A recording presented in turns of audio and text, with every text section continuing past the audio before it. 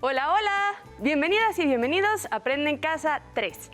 Un espacio en el que vamos a poder aprender y divertirnos desde nuestros hogares. Y hoy lo haremos de la mano de la maestra Noemí Juárez, a quien recibimos con muchísimo gusto. Maestra Noemí, ¿cómo estás? Muy bien, Jenny, muchas gracias. Y también vamos a tener el gusto de estar con ustedes en esta clase de Historia de cuarto grado. ¿Ya están listos? ¡Comenzamos! El día de hoy tendremos a un invitado muy especial quien nos platicará sobre su participación y experiencia en la Revolución de Independencia. Bienvenido, José María Morelos y Pavón. Bienvenido a Aprende en Casa 3. Hola, ¿qué tal? Muchas gracias por la bienvenida.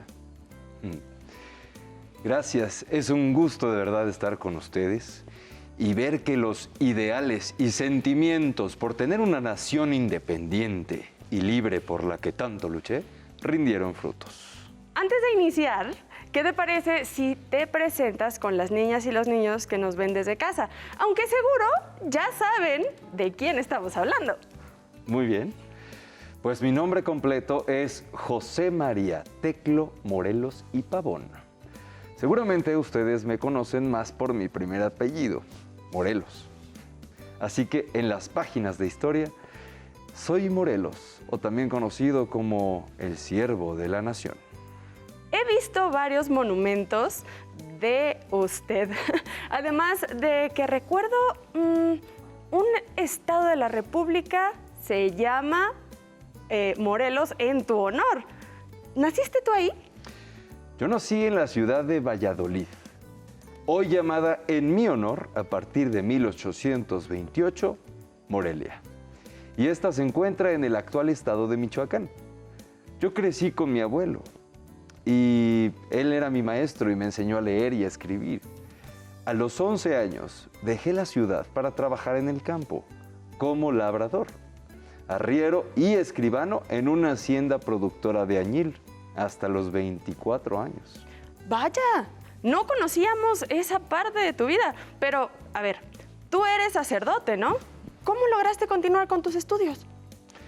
Bueno, durante mis años de trabajo en la hacienda, nunca dejé de pensar en estudiar. Y logré ahorrar algo de dinero para poder ingresar al colegio de San Nicolás. Ahí conocí a Miguel Hidalgo, a quien consideré, por supuesto, mi maestro. Después de varios años de estudiar, pues logré ser sacerdote. El día de hoy lo invitamos para que nos cuente qué hizo usted en la Revolución de Independencia y por qué sus ideas fueron tan importantes para el movimiento insurgente y la creación de México como nación libre e independiente. Pues en 1810 era cura en Michoacán, donde la mayoría de mis feligreses eran indígenas. Conocí su situación de desigualdad y yo traté de ayudarlos para que trabajaran sus tierras y no las rentaran. A principios de octubre llegó la noticia de que el cura Miguel Hidalgo y Costilla había levantado al pueblo de Dolores en armas en contra del gobierno virreinal. Cuando supe que se dirigía a Valladolid, yo tomé mi caballo y me apresuré para encontrarme con él, ya que también estaba en contra del gobierno virreinal. Había vivido en carne propia las diferencias sociales y la falta de oportunidades para los que habíamos nacido en la Nueva España, sin importar la casta o clase social a la que pertenecían. Y cuéntanos, ¿cómo fue esa entrevista con Miguel Hidalgo? En octubre de 1810, logré entrevistarme con Miguel Hidalgo en el trayecto entre Charo e Indaparapeo. Ahí le solicité que me incorporara a sus filas. Él me contó que su lucha por la independencia de la Nueva España y la libertad para todos sus habitantes. Y también me platicó que era necesaria una sociedad que pudiera organizarse y gobernarse a sí misma, por lo cual era necesario formar un congreso.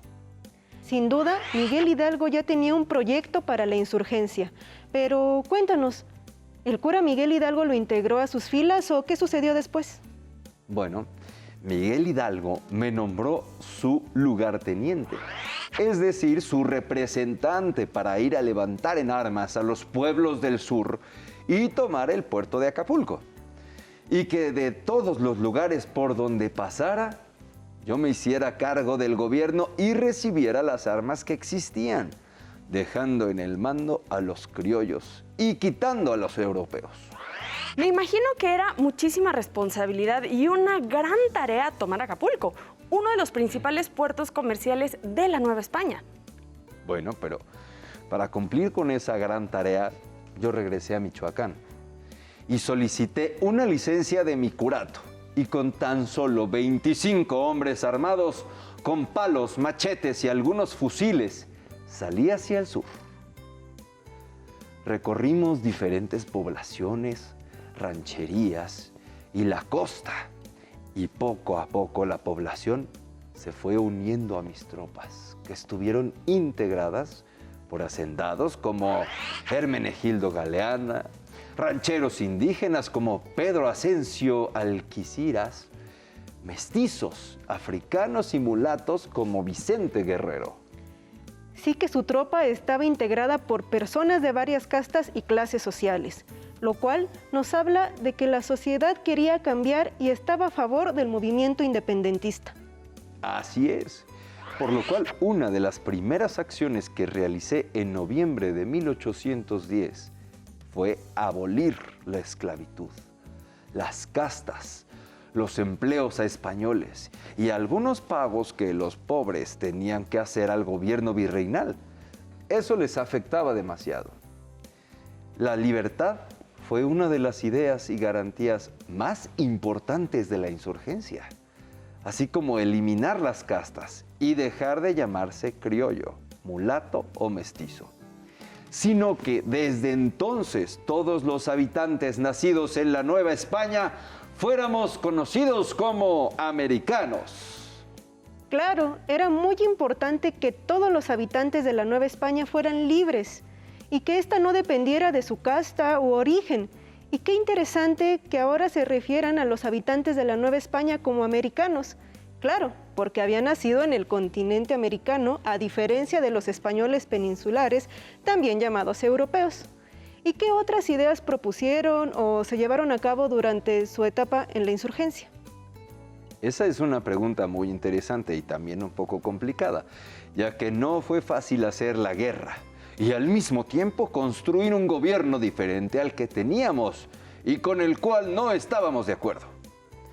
Para comenzar, en cada villa, pueblo o ciudad que logramos tomar, tratamos de organizar a la población para que se formara un gobierno político y militar elegido por y para ellos mismos, que ya no fuera un español o un gachupín impuesto que tuviera el poder y desplazara a un americano.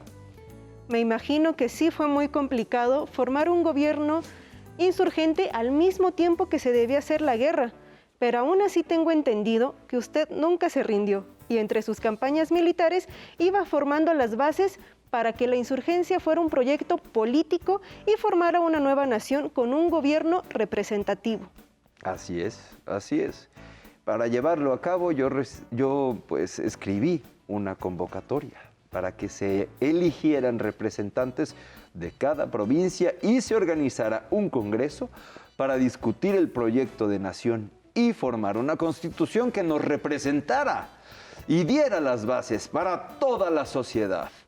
Algo así como las reglas de un juego para que todos las conocieran, ¿no?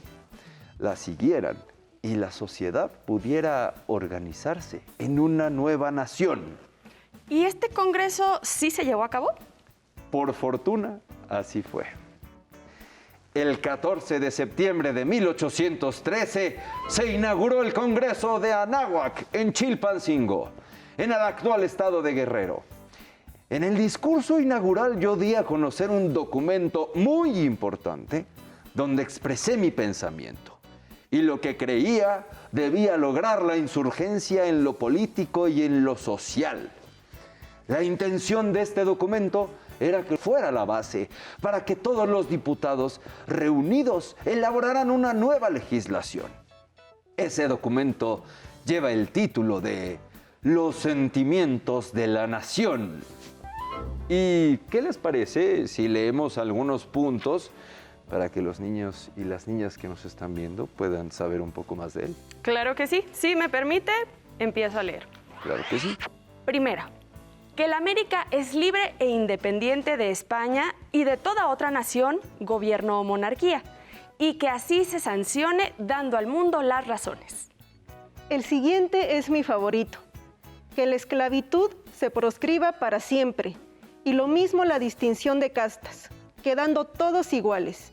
Y solo distinguirá un americano de otro el vicio y la virtud. En los sentimientos de la nación, sin duda, está su pensamiento político y social que sentó las bases del movimiento insurgente. Este título me recuerda que también es conocido como el Siervo de la Nación. Así es, en efecto, y aquí tengo el documento en mis manos. Si me lo permites, sí, para que los niños y niñas lo puedan ver allá en casita. Así es. Muy bien, y mientras les voy contando que el Congreso de Chilpancingo me eligió para ser el representante del Poder Ejecutivo, es decir, el presidente. Y me quisieron dar el título de Alteza Serenísima, el cual por supuesto rechacé inmediatamente, porque yo no quería un título que recordara al antiguo régimen absolutista, y porque yo no luchaba para enaltecer mi persona, sino por y al servicio de mi nación. Así que preferí darles las gracias y decirles que yo me consideraba y me gustaría ser considerado como siervo de la nación. Ah, en la reunión del Congreso diste a conocer tu ideario político y social por el cual estabas luchando. Te pusiste al servicio de la nación, pero me pregunto, ¿qué más sucedió? Pues sí.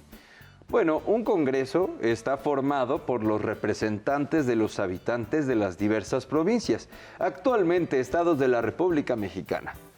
El Congreso estaba formado por hombres ilustrados, influidos por ideas de la Ilustración y el liberalismo español. Ellos formaban parte de él Andrés Quintana Roo, Carlos María Bustamante, José María Liceaga, entre otros. Y nos dimos a la tarea de debatir, expresar nuestras ideas de cómo se debía formar o constituir la nueva nación, para lo cual era necesario elaborar una constitución. En principio, el Congreso abolió la esclavitud, la distinción de clases y castas, ordenó el reparto de los latifundios, las tierras, y el 6 de noviembre de 1813 dio a conocer el acta solemne de la Declaración de la Independencia de la América Septentrional. También dijiste que uno de los principales puntos para crear esta constitución para la nación, pero eso, ¿cuándo ocurrió? Bueno, efectivamente, el objetivo principal del Congreso era elaborar una constitución, lo cual no era una tarea nada sencilla, y menos en tiempos de guerra, por supuesto, por lo cual debíamos trasladarnos para no ser capturados. Tuvimos algunas batallas y, entre tanto, íbamos elaborando la Constitución. Fue un proceso complicado, me imagino, y también bastante largo para elaborar la Constitución, pero finalmente lo lograron, ¿no? Así es. Fue bastante complicado, pero después de un año, finalmente fue aprobada con carácter provisional y dada a conocer el 22 de octubre de 1814 en Apatzingán, con el nombre de Decreto Constitucional para la Libertad de la América Mexicana, mejor conocida como la Constitución de Apatzingán.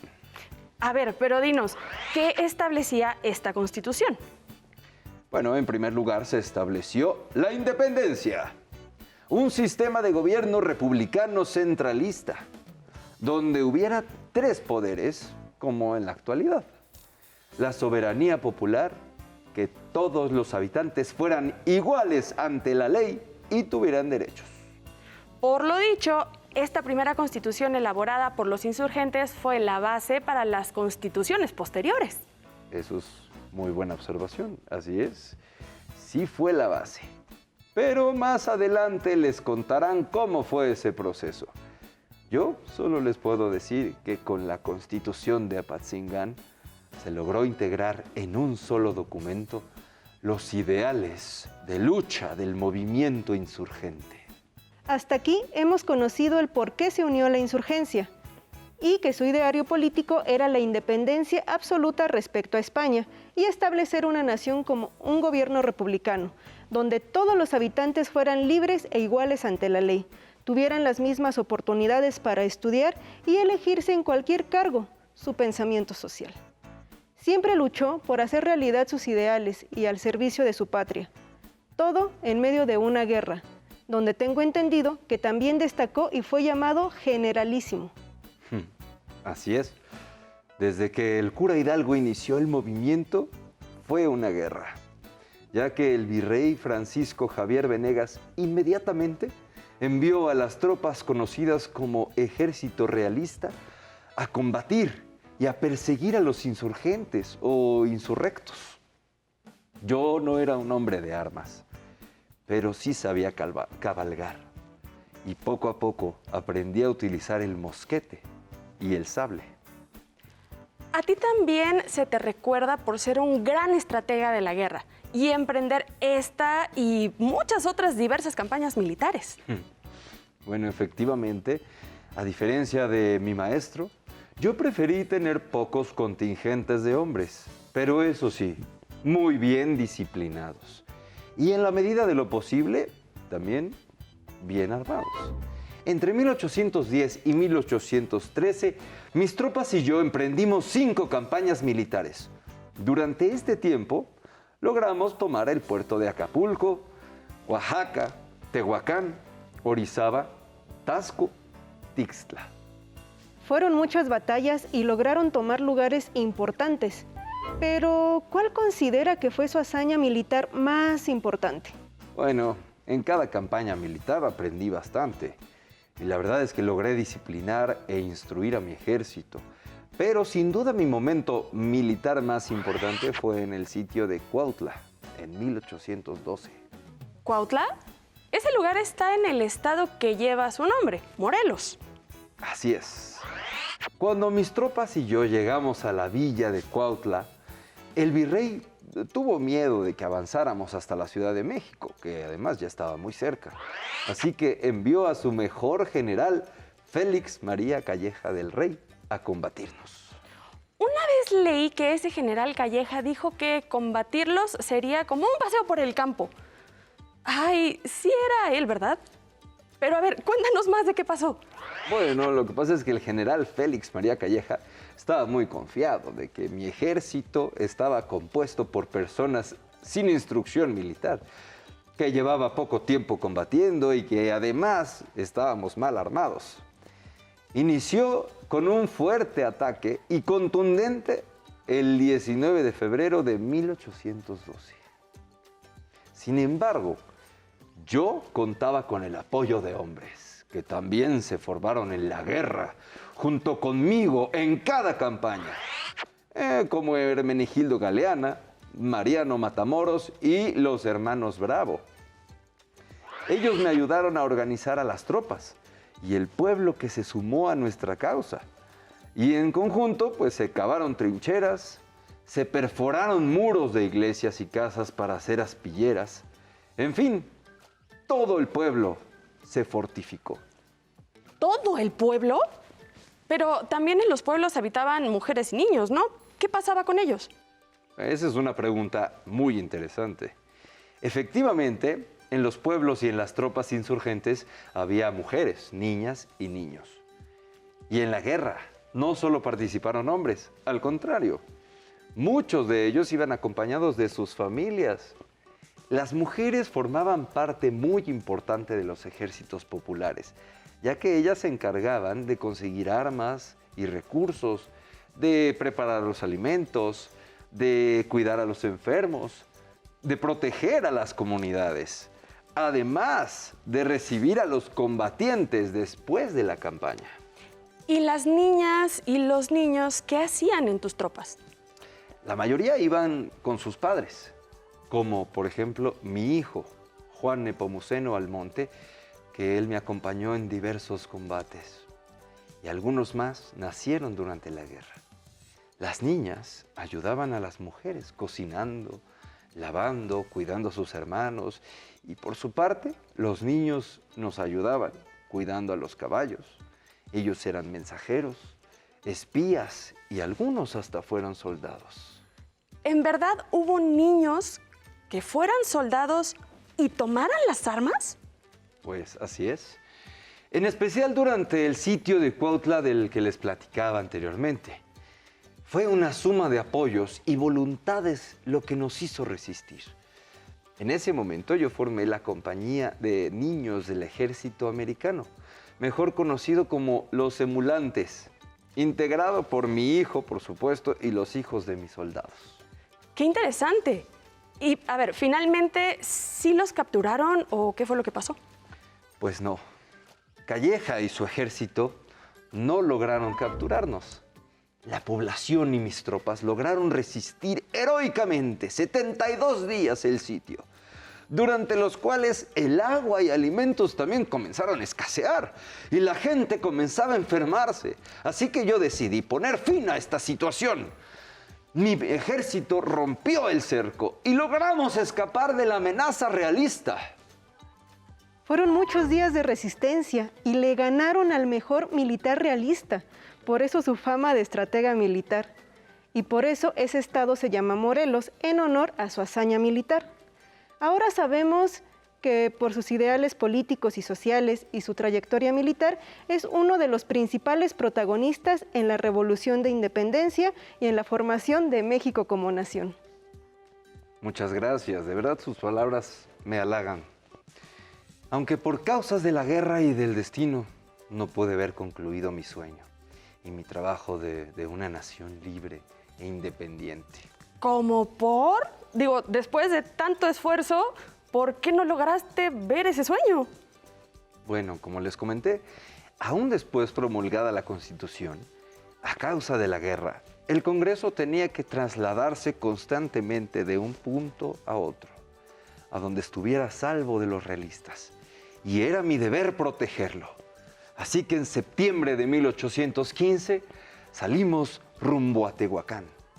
Pero las fuerzas realistas nos alcanzaron y me capturaron. De ahí me trasladaron a Cuernavaca y luego al edificio de la Inquisición, a la Ciudad de México. Ay, no. Entonces, ¿fuiste juzgado por la iglesia? Así es. Bueno, recuerde que yo era sacerdote. Entonces, la iglesia me juzgó, me declaró hereje y degradó de mi investidura sacerdotal. Finalmente, el virrey Calleja dictó mi sentencia de muerte por los cargos de rebeldía contra el rey de España. La vida del siervo de la nación se extinguió a las 3 de la tarde el 22 de diciembre de 1815. Su cadáver fue sepultado en el pueblo de San Cristóbal Ecatepec, hoy Estado de México. Con este hecho, cundió el desaliento entre las tropas. La dirección central del movimiento insurgente se rompió y se disgregó en guerrillas. Con la muerte del general Morelos, terminó la segunda etapa de la independencia, caracterizada por la organización tanto militar como política de los insurgentes. Como vimos, en esta etapa se obtuvieron importantes triunfos militares y además se logró definir claramente y abiertamente la intención de los insurgentes, lograr la independencia del territorio. Sabed que la soberanía, cuando faltan los reyes, solo reside en la nación. Sabed también que toda nación es libre y está autorizada para formar la clase de gobierno que le convenga y no ser esclava de otra. Morelos, agradecemos mucho que nos haya acompañado el día de hoy en esta clase. Y yo les agradezco a ambos, señor Morelos, por venir y a la maestra Noemí Juárez por hacer lo posible. Nos vemos en la próxima clase. Al contrario, gracias a ustedes. Si te es posible, consulta otros libros y comenta el tema de hoy con tu familia. Si tienes la fortuna de hablar una lengua indígena, aprovecha este momento para practicarla y platica con tu familia en tu lengua materna. Por hoy hemos terminado con segunda etapa. José María Morelos y Pavón, de Historia de cuarto grado, y espero que lo hayan disfrutado tanto como nosotros. A continuación, lengua materna. Nos vemos en la próxima, pero antes, vamos a movernos un poco.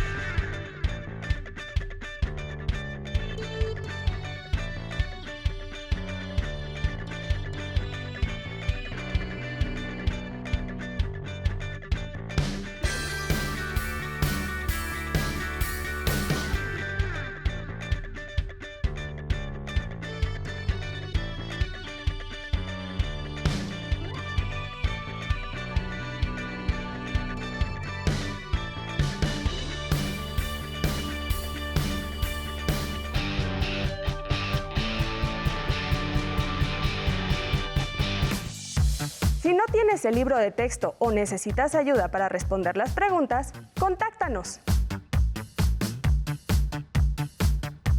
Para solicitar apoyo pedagógico, comunícate con maestras y maestros de lunes a viernes de 8 a 20 horas al teléfono 55 41 72 04 13 con 100 líneas. También puedes encontrar los libros de texto en la página conaliteg.sep.gov.mx. Si quieres volver a ver los programas de Aprende en Casa, los puedes encontrar en la siguiente liga: aprendeencasa.sep.gov.mx.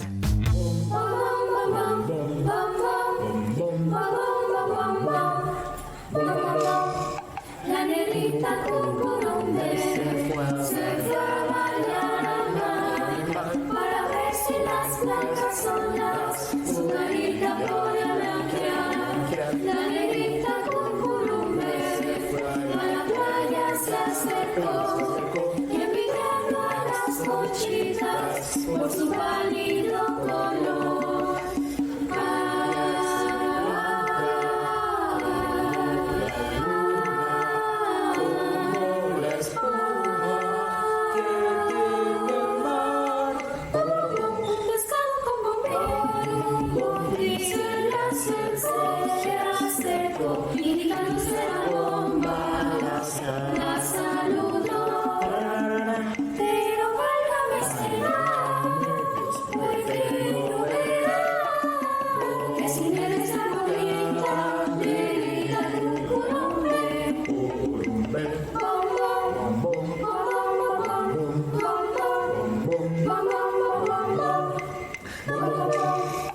La negrita cucurumbe se fue a bañar al mar para ver si las blancas olas su carita podía blanquear.